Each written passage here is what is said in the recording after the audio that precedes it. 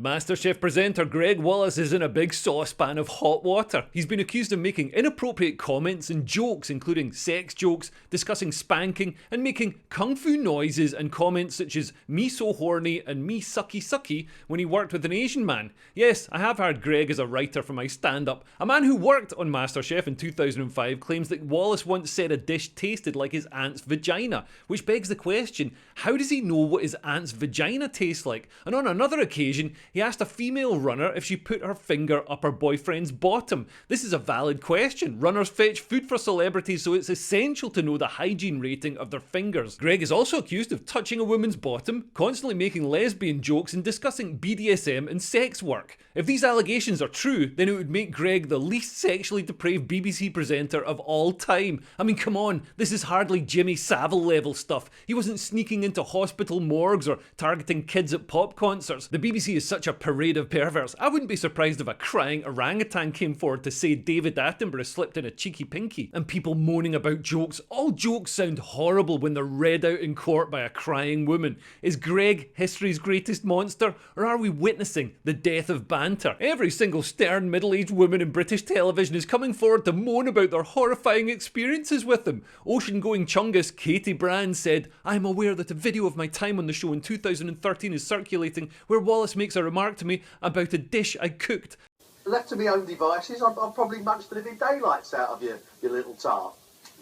I took it as an innuendo-laden remark at the time, and I still see it that way now. My reaction on camera was one of shock and disbelief at such a crass and idiotic joke. I don't think it's much of a euphemism. I mean, tart isn't a euphemism for vagina. Also, I don't believe he wants to eat Katy Brand's vagina. It looks like it would taste of builder's dust. I mean, heaven forbid someone should make an innuendo-laden remark on a British cooking show. Nigella Lawson sounds like she's narrating a porno when she's cooking. The closer the bone, the sweeter the meat. Love having an implement in each hand. I adore the way it comes bulging out over the rims. And now, a brazen blush on each pale cheek. Now my empty vessels are ready to be loaded. They are meltingly soft, but they still hold their shape. And I feed my friends my fish tacos because a bit of DIY at the table really helps people relax. And I want the juice of 2. Need my impaler for this. Just squirt it straight in the pan.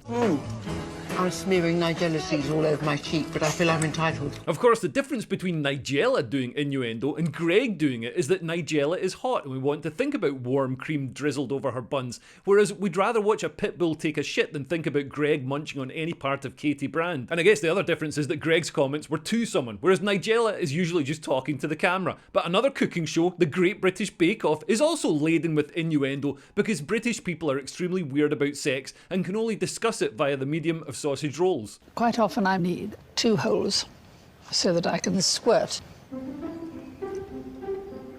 If you squeeze the bag, when you meet that little bit of resistance, it usually means it's full. No one wants a small sausage. I want a good mouthful, don't we? Yeah. It's gone quite stiff.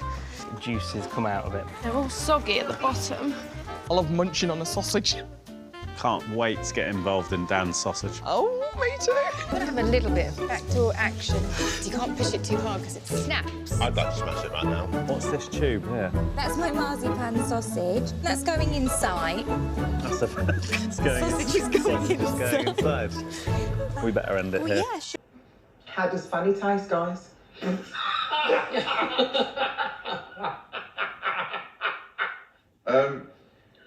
I think it's absolutely lovely. I prefer this. How does fanny taste, guys? Isn't that the exact same joke that Gregg made? Oh, but it's okay, because it's not a man saying it. Anyway, Gregg hit back at the allegations, which he denies, by the way, with this video. Now, I've been doing MasterChef for 20 years. Amateur, celebrity and professional MasterChef.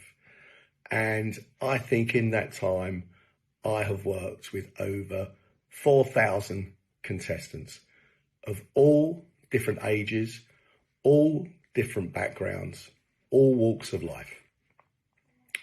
And apparently now, I'm reading in the paper, there's been 13 complaints in that time. Now, in the newspaper, I can see the complaints coming from a handful of middle-class women of a certain age just from Celebrity MasterChef. this isn't right.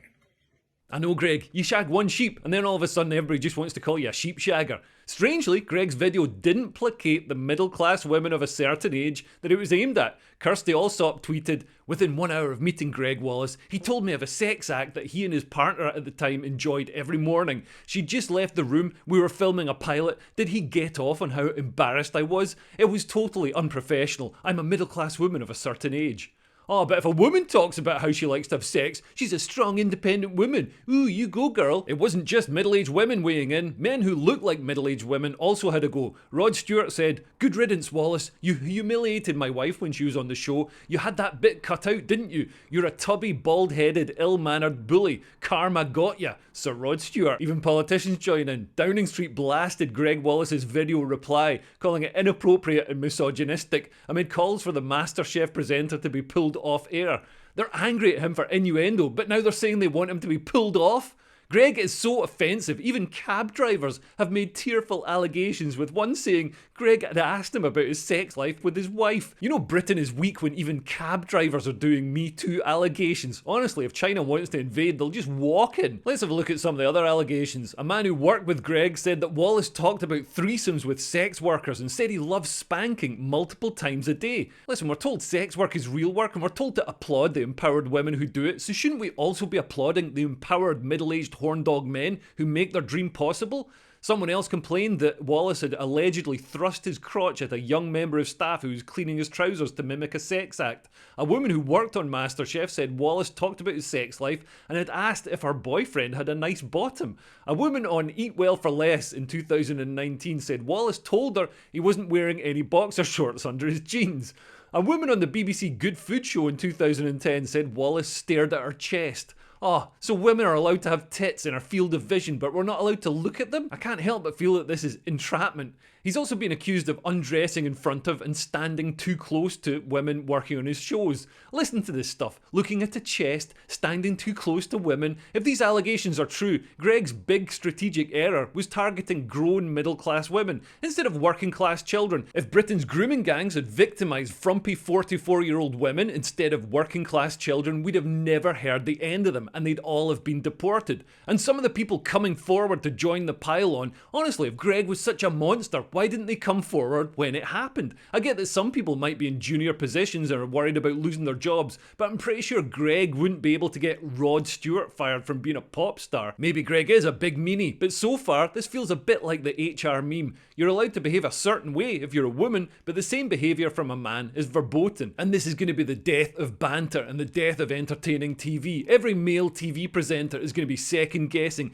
every comment he makes in case it could be misinterpreted in a sterile courtroom as sexualised bullying. I used to work on building sites and jokes like this were par for the course, and joking around was the only thing that got us through the day because it's not much fun hauling concrete and bricks for not much money. Gregg strikes me as the sort of person who comes from a more spit and sawdust culture than the media's usual cosseted milquetoasts, and part of being entertaining is saying funny, outrageous stuff, and when you crack jokes, not everything is going to land. You've got to be allowed to have some flops. You've got to be able to crash the car to find out how fast you can drive the car, and there's a sick double standard going on here. Look at how Owen Jones came out to defend Huw Edwards when he was accused of far worse stuff that turned out to be true. Some people are given the benefit of the doubt and some victims are ignored. The British media class studiously ignore grooming gangs but act like a saucy joke in front of a red-cheeked adult woman is the depth of evil. I just want a bit of consistency. Anyway, thanks for listening, and you can buy me a raw milk eggnog in the link below. And if you want to support me making these videos and get exclusive content and be part of a nice community of the only sane people left in the West, then you can sign up to my Patreon. There's a link below for that as well. Anyway, thanks for listening. I've been Leo Kears. Bye. Bye bye.